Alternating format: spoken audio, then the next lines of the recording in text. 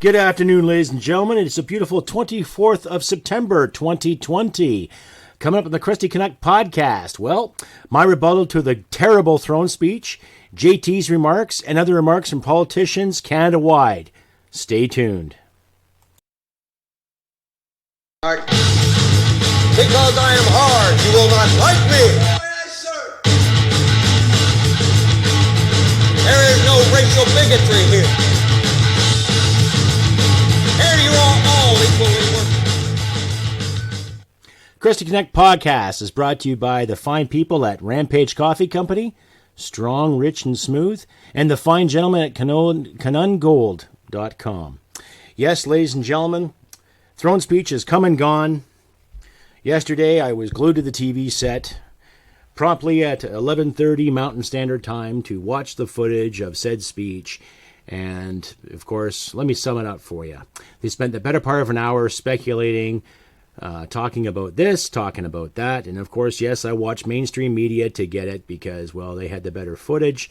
Needless to say, what a fucking shit show. Honestly, how else do I say it? How else do I promote it? We waited a better part of an hour to watch it, to watch Her Excellency roll in with a guard and a 21-gun salute and the ceremonial BS and everything like that. And everyone took their seats and everyone maintained their positions and did the ceremonial thing. And that's what annoys me the most now, too. Now, I know this has been going on in Canada since Christ was a cowboy. Since Canada's inception, you know, the Governor General, big ceremony, Prime Minister, big ceremony, blah, blah, blah, blah, blah. All that red tape bullshit, and for what? Just to hear a speech about more crap about so-called systemic racism, so-called systemic sexism, marginalization, racialization. Oh, we have to fight this beer bug. We have to fight this. We have to fight that. And we got to spend more money.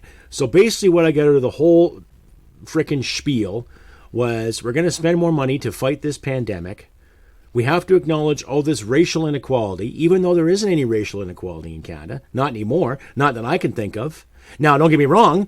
There are a few people out there that say some stupid words to people, and they rightfully get a good punch in the head as far as I'm concerned. Right? So what gets me is these so-called educated officials, yet again, squandering to the masses, squandering to the ghosts, squandering to gaslighting, and squandering to nothing in particular. How else do you sum it up? Now, I'll leave links in the description based on what Maclean's has said, based on what other politicians have said.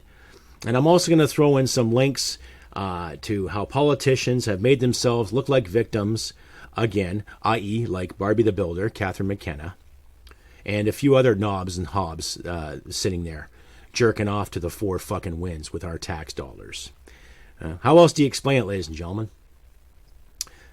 Honestly, I sat there and I was getting angry. I was getting angry on the regurgitated bullshit about how this pandemic is affecting the marginalized, how this pandemic is affecting the racialized. Okay, I didn't realize that viruses have a preference for infections. I didn't realize that viruses just pick and choose at random. That must be a new thing to me. What say you? What a load of crap. Like, that speech is just as ridiculous as the last throne speech they had back in December when her and Justin were talking about the space-time continuum. Ooh, yes, this big planet Earth spaceship. Holy shit. That statement makes stoners look really bad.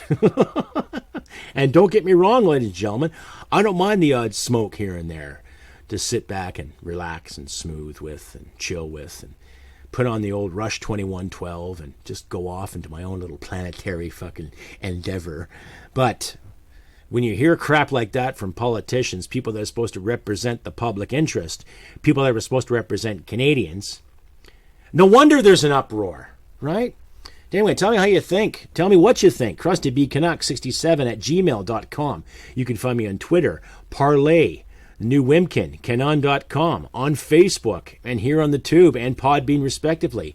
And if you do like what you hear and see, please give me a comment, share around, give me a thumbs up. Do not forget to click that little notification bell in the top right-hand corner of your screen just to let you know when new content is coming your way. And please share this around, comment, and subscribe. And a big thank you out there to my newest subscribers. I've been getting, the past couple of days, some really good positive feedback from people. Thank you very much. Hats off to the gentleman in Brazil that sent me a wonderful email. To a few people in Ontario, a couple of people in Britain. Thank you very much. I appreciate it. I'm glad you enjoy what I do, and I'm glad that you listen. So please share it around and comment a like. Tell me what you think. And if you do feel like it, I'll leave my actual writing address in the description, and you can rather write me a letter, send me some Gucci swag, or send me some promotional items, whatever you like to do. By all means, please don't be shy. Everyone enjoys a good piece of snail mail once in a while, other than bills. So keep that in mind too. So carrying on, yes, my rebuttal to this. I looked at this throne speech as totally disingenuous, unfactual, and dumbfounded. Why disingenuous? Because, like I said earlier, they're chasing ghosts, right? It's amazing how the past 5 years that this country is all of a sudden so systematically racist. Really? How so?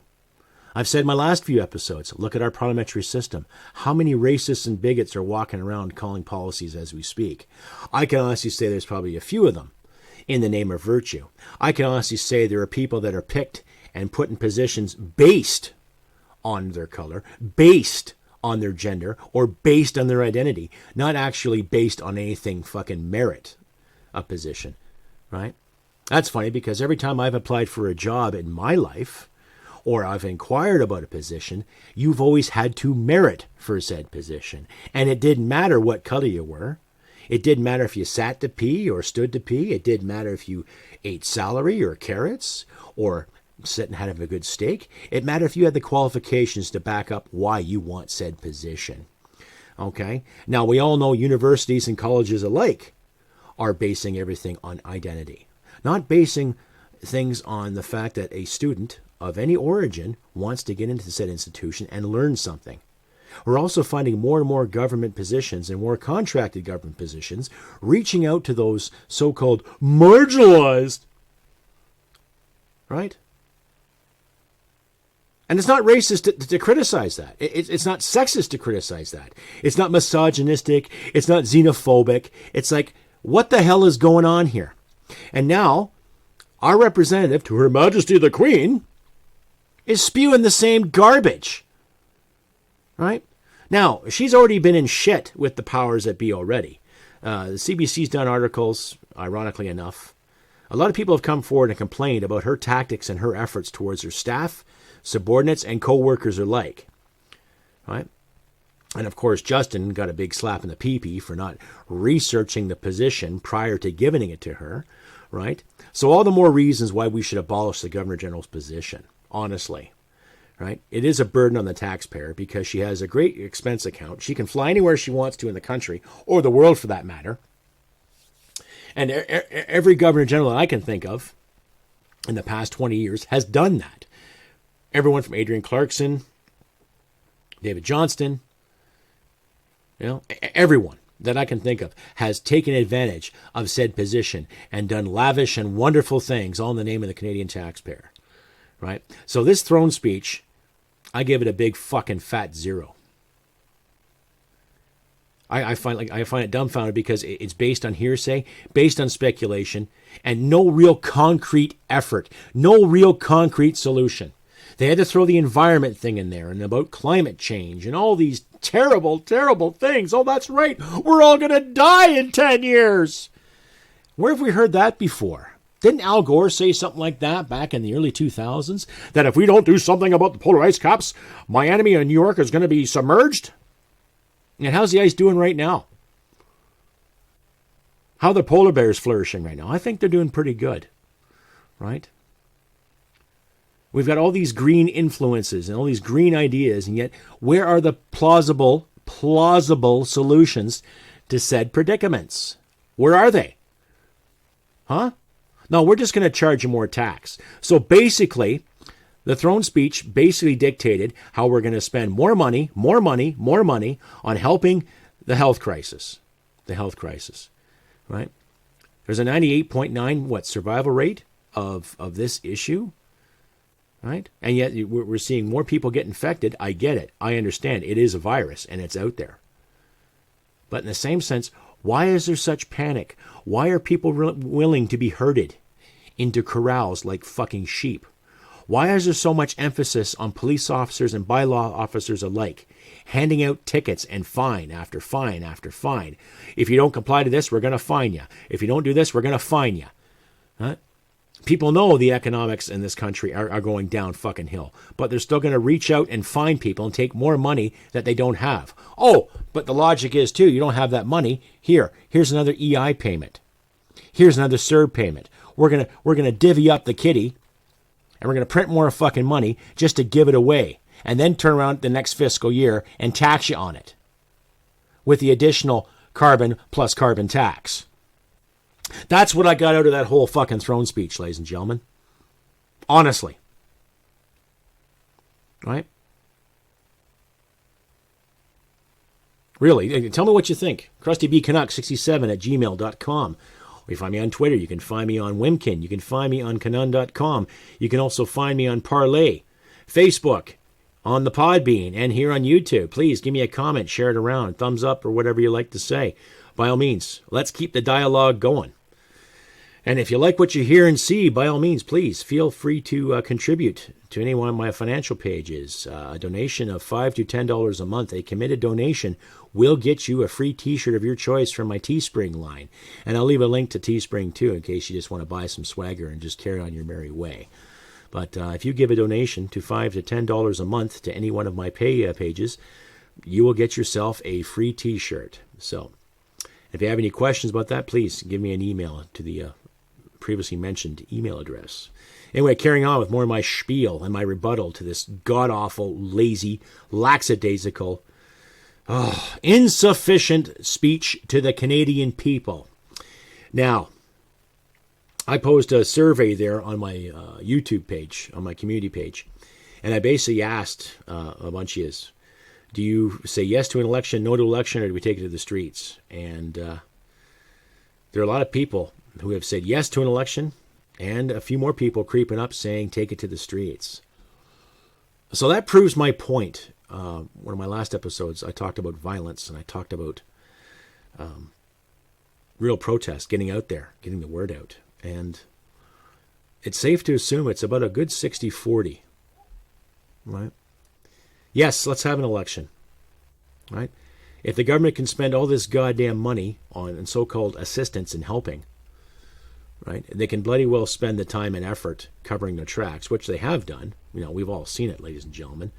You know, the Prime Minister prorogues Parliament for 6 weeks because he doesn't want to deal with the wee scandal. And we all know how that's working out, right? He's guilty as fuck. How else do you explain it?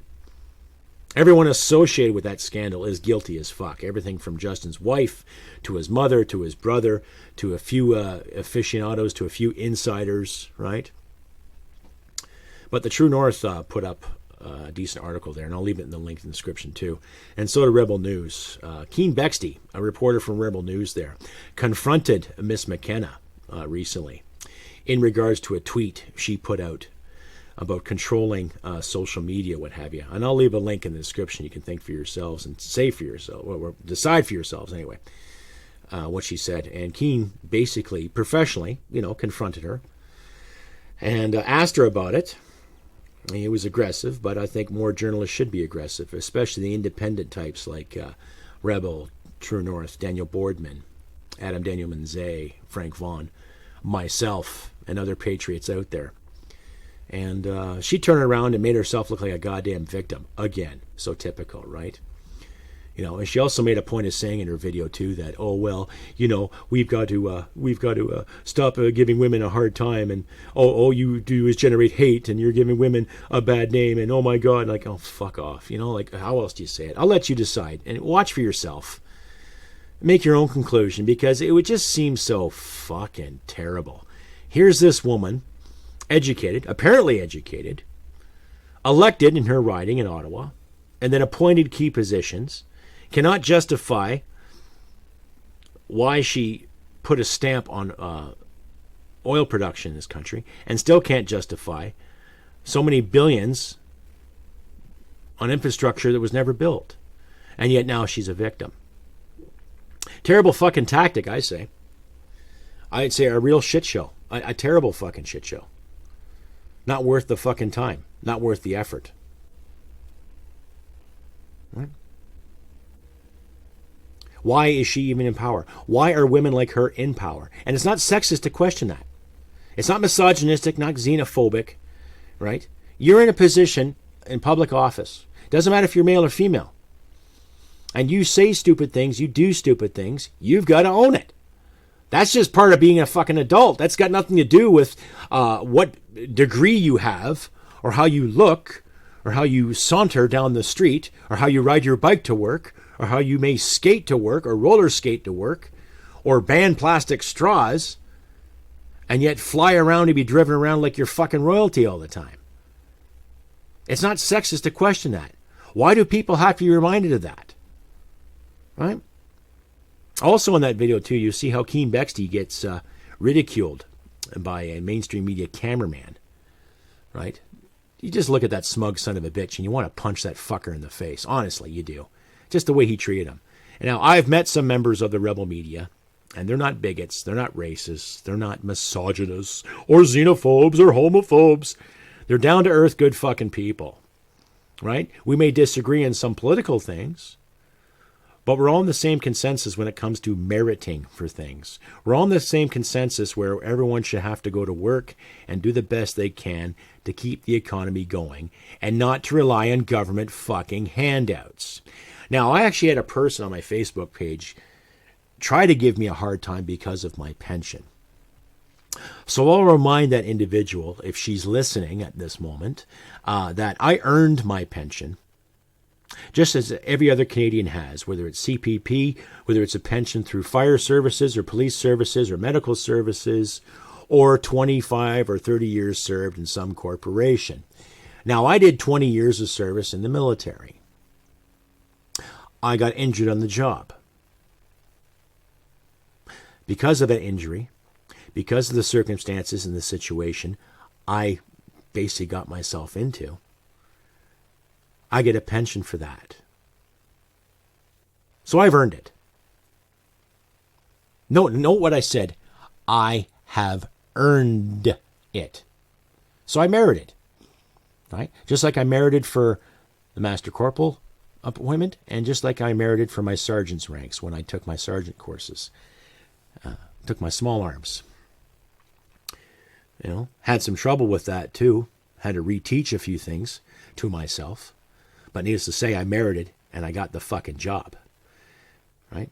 Maybe that's why I'm so angry when people get handed positions and they have no right doing it, because they really don't have the background or the fucking chutzpah or the guts or the knowledge of said position. Right? Maybe that's why I'm so passionate about criticizing people in the wrong position. I will criticize Dr. Tam. I will not wear a mask when I have sex. Thank you very much. I will criticize Miss Patty Haydu. You should take a little fucking understanding towards medicine and understand people rather than graphic design to call the shots for Health Canada. I will question Justin Trudeau on his stupidity. And did you catch his little fucking spiel there around 4:30 Mountain Standard Time, 6:30 Eastern Time, on how we have to work together and do this and do that and how we're going to spend more fucking money? So he basically just regurgitated, and I can honestly regurgitate, right? Catch this.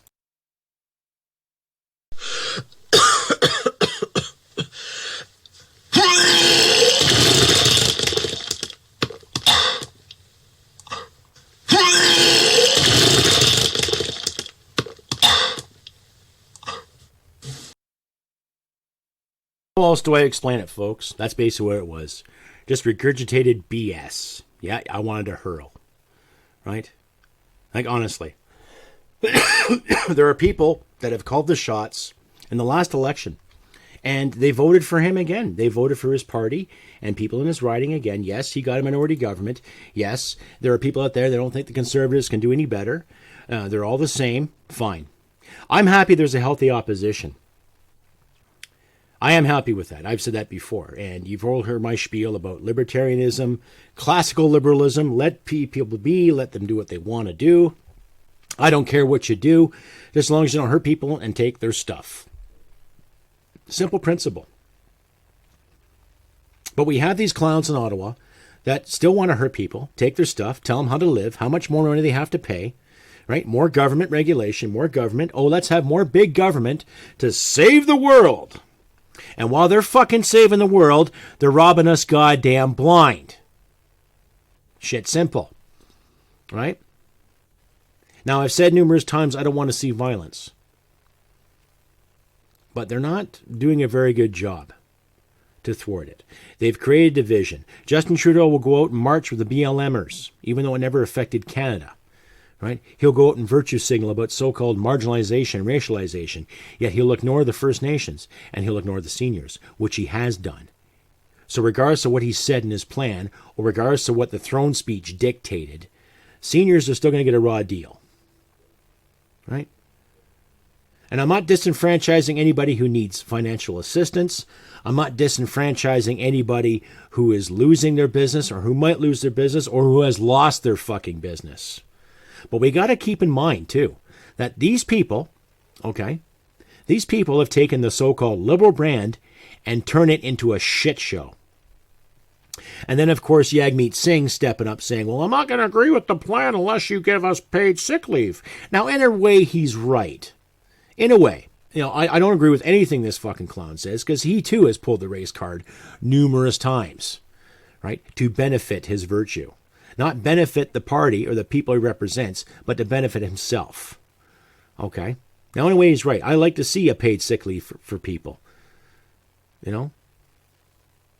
But I, for one, am getting sick and tired of all the red tape bullshit that keeps getting added on to these so-called aids and benefits. Right? I had enough of that red tape bullshit in the military. Right? There's people I know that are serving right now that are getting tired of more of the red tape, to validate and prove, And yet, how many more times do Canadians have to validate and prove themselves to a bunch of half-assed elected officials who have never merited for anything in their fucking lives? Other than having great hair, great socks, and a limousine to take him from point A to point fucking B. Here's my suggestion. Don't buy the bullshit. I think that fucking speech was a joke. Terrible. I wasted an hour waiting to see what she had to say. Basically just regurgitated everything. To build back better. That's an actual quote in this speech too. Build back better or better build back, whatever the fuck it was. It was a play on words. Terrible grammar. Terrible English. And it was taken right from the Joe Biden fucking speech too, as far as I know.